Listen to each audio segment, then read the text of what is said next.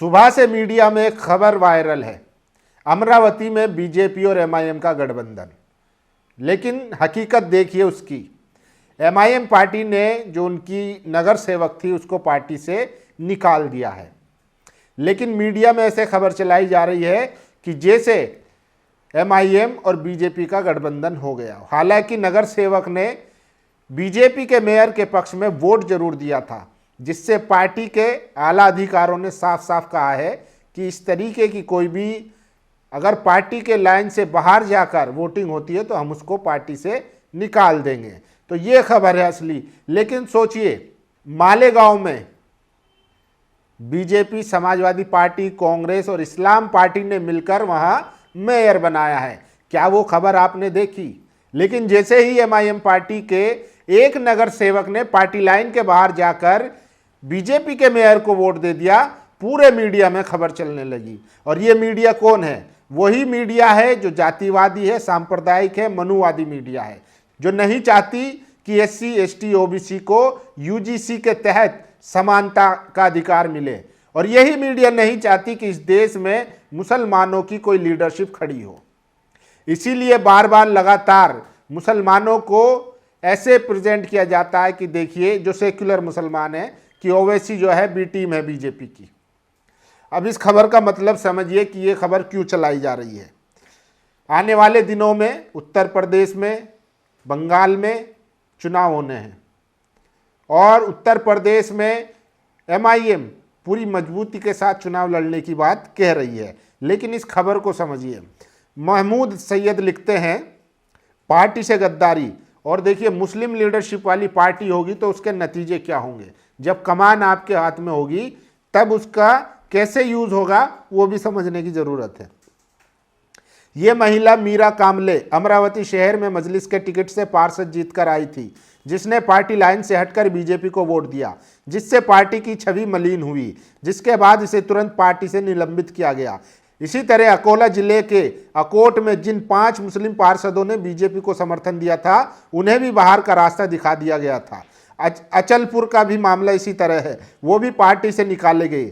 यहाँ गोदी मीडिया और जुम्मन समुदाय का रोल बेहद घिनौना है और झूठ फैलाने वाला रहा है। मीडिया इस खबर को बड़ा चढ़ाकर प्रचारित कर रही है, ये कि मुसलमान एक छत्र मुस्लिम लीडरशिप के नीचे कैसे आ रहे हैं। वहीं उसे इस मुद्दे पर बीजेपी का नाम लेने में उसे दिक्कत नहीं है, क्योंकि बीजेपी आरएसएस के वोटर को पार्टी के किसी भी फैसले से, देश या विदेश नीति में लिए गए फैसले से पार्टी पर उंगली नहीं उठाते हैं। वो उनका वोट बैंक नहीं बढ़ता है। जैसे पेट्रोल भले 500 रुपये लीटर हो जाए, वोट मोदी को ही देंगे वाली नीति पर बीजेपी वोटर चलते हैं। मुसलमानों में उसका उलट है, उन्हें नेता के रूप में वली, खलीफा और अब्दाल चाहिए। कांग्रेस, सपा, बसपा के सैकड़ों सांसद, विधायक और नेता भाजपा में चले गए। पूरे विधायकों ने भाजपा को समर्थन करके भाजपा के मुख्यमंत्री बनवा दिए, मगर इन्होंने कहीं नहीं लगता कि कांग्रेस ने या सपा ने भाजपा का समर्थन कर दिया। हिमंत बिश्व शर्मा कांग्रेसी था, तो क्या हम कह सकते हैं कि कांग्रेस असम में मुसलमानों को परेशान करने के लिए कह रही है? कि कांग्रेस कह रही है कि मियाँ मुसलमानों को परेशान करो, अगर कोई मियाँ रिक्शे वाला 5 रुपये मांगे तो 4 रुपये दो। सोचिए, एमआईएम की एक नगर सेवक बीजेपी को मेयर पद के चुनाव में वोट दे देती है तो उसको गठबंधन करार दिया जाता है। और सोचिए, हेमंत बिश्व शर्मा कांग्रेस के नेता थे, लेकिन वही आज बीजेपी में चले गए और वो खुलेआम मुसलमानों के खिलाफ नफरत फैला रहे हैं। तब ये लोग, इनके मुंह पर टेप चिपक जाता है और मुंह पर सिलाई लग जाती है, तब इनके मुंह से आवाज नहीं निकलती। और ऐसे हेमंत बिश्व शर्मा जैसे एक डेटा आया था जिसमें कांग्रेस के जो पूर्व मुख्यमंत्री रहे हैं या सांसद रहे हैं, कई लोगों की ऐसी लिस्ट आई है जो इस वक्त बीजेपी में हैं और पूर्व में वो कांग्रेस में रहे थे। तो ये भी समझने की ज़रूरत है। इसीलिए देखिए, ओवैसी की लीडरशिप वाली पार्टी थी तो उन्होंने तुरंत नगर सेविका को पार्टी से निकाल दिया, जबकि तमाम सेक्युलर पार्टियां ऐसी कई जगहों पर गठबंधन कर चुकी है। मालेगांव का मैं एग्जाम्पल दे रहा हूं, जहां पर बीजेपी, कांग्रेस, समाजवादी पार्टी और इस्लाम पार्टी ने गठबंधन करके मेयर पद का चुनाव जीता है। तो वैचारिक तौर पर भी चीज़ों को समझने की ज़रूरत है। और ये है इम्तियाज जलील, महाराष्ट्र एमआईएम के अध्यक्ष। इन्होंने साफ कहा है, अकोट में एमआईएम के 5 नगर सेवकों को पार्टी से बाहर किया हूं। अमरावती में भी एमआईएम नगर सेविका मीरा कामले ने पार्टी के खिलाफ गई है, कार्रवाई किया जाएगा। तो सोचिए, लीडरशिप अगर आपके हाथ में होगी तो आप फिर उस पर एक्शन ले सकते हैं, जबकि तमाम पार्टियां जो है वो समझौता करके बैठ जाती है। और ये देखिए, और खबर में बता देता हूं कि कैसे जो है जरूरी है कि मुस्लिम लीडरशिप वाली पार्टियां इस देश में हों, क्योंकि डेमोक्रेसी में जनता डायरेक्ट बारगेनिंग नहीं कर सकती है। आपको लीडर चुनने पड़ते हैं जो आपके बिहाफ पे फिर बारगेनिंग करेंगे। और ये देखिए, मालेगांव में इस्लाम पार्टी की नसरीन शेख ने बहुमत हासिल करते हुए जीत हासिल की है। इस्लाम पार्टी के पास 35 नगर सेवक थे, जिसके बाद समाजवादी पार्टी के 5 और कांग्रेस के 2 और इसमें बीजेपी भी है। बीजेपी ने भी वोट दिया और पार्टी ने जीत हासिल कर नसरीन शेख को मेयर बनाया है। पहले इसमें खबर आ रही थी कि इस्लाम पार्टी और एमआईएम गठबंधन कर वहाँ एमआईएम अपना मेयर बना सकती है, लेकिन और ये जो इस्लाम पार्टी के जो कर्ता धर्ता हैं, जो मुखिया हैं, वो कांग्रेस के एमएलए थे पूर्व में। अब उन्होंने कांग्रेस छोड़ के अपनी पार्टी बनाई थी, जिसमें 35 नगर सेवक उनके चुने गए। और यही वो लोग हैं जो, देखिए इन्होंने क्या चाल चली कि एमआईएम को दूर रखने के लिए मेयर पद से इन्होंने कांग्रेस, समाजवादी पार्टी और बीजेपी तक से जो है गठबंधन में शामिल हो गए। तो ये सबसे ज़्यादा खबर वायरल है। और देखिए, जनाब इम्तियाज जलील साहब, एमआईएम कभी भी भाजपा के विचार को स्वीकार नहीं किया है। इस नगर सेवक ने पार्टी के खिलाफ जाकर बीजेपी को सपोर्ट किया।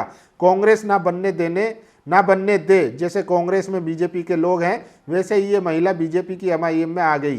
ज़मीन पर एमआईएम का माहौल खराब हो रहा है। मैं उम्मीद करता हूं कि जल्द आप ठोस कदम लेंगे। ये वहां के एमआईएम के कार्यकर्ता हैं। जिसके बाद इम्तियाज जलील ने साफ कर दिया है, जो भी लोग, सुनिए, साफ कर दिया है कि वो उनके खिलाफ जो है सख्त एक्शन लेंगे। और ये ज़रूरी है। अगर यही सोचिए, फ़र्ज़ कीजिए, जैसा मैंने बताया कि मालेगांव में कांग्रेस और तमाम पार्टियों ने गठबंधन कर दिया, और अगर तमाम दूसरी पार्टी के नगर सेवक होते तो क्या वो विचारधारा पर सत्ता के लिए कंप्रोमाइज़ नहीं कर लेते? लेकिन ओवैसी की पार्टी ने क्लियर कर दिया है कि वो विचारधारा से समझौता नहीं करेंगे। उन्होंने अपनी नगर सेविका के खिलाफ सख्त एक्शन ले लिया है और उसको पार्टी से निकाल दिया है। और खबर यहाँ तक आ रही है कि उनकी सदस्यता तक रद्द करवाने के लिए जो भी प्रक्रिया होगी, जो भी प्रोसीजर होगा, उसको भी वो फॉलो अप करेंगे।